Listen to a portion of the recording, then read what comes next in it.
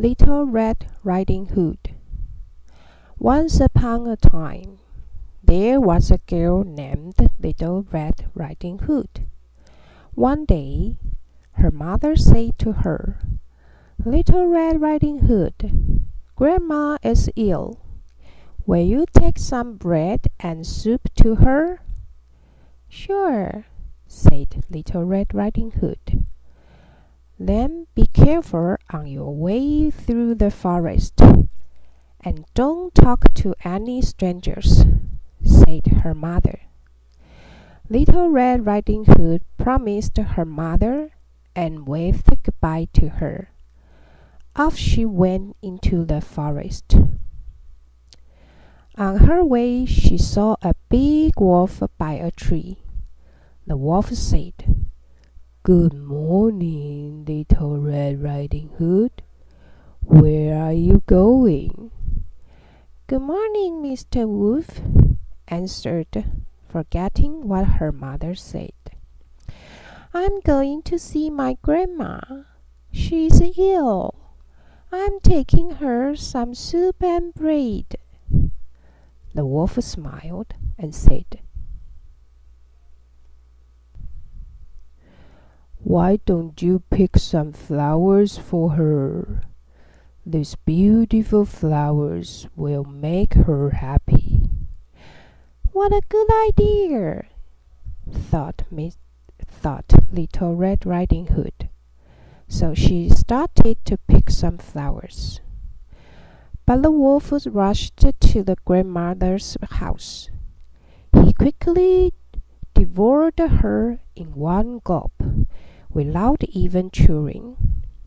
Then he put on Grandma's pajamas and cap, hopped into her bed, and, grinning, waited for Little Red Riding Hood.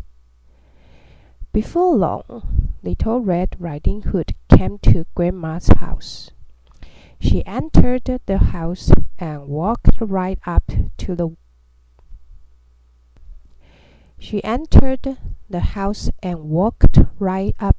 wolf.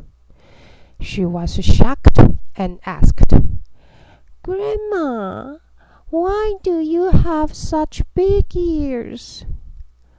"The better to hear you with, my dear," said the wolf, trying to sound like Grandma. "And Grandma, why do you have such big eyes?" "The better to see you with, my dear," snapped the wolf.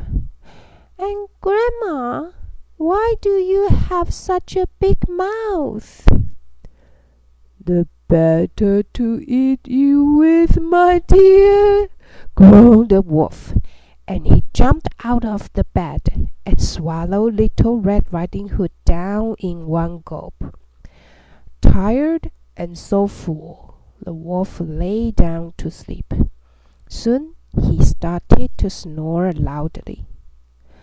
A woodcutter passing by Grandma's house heard the strange sound.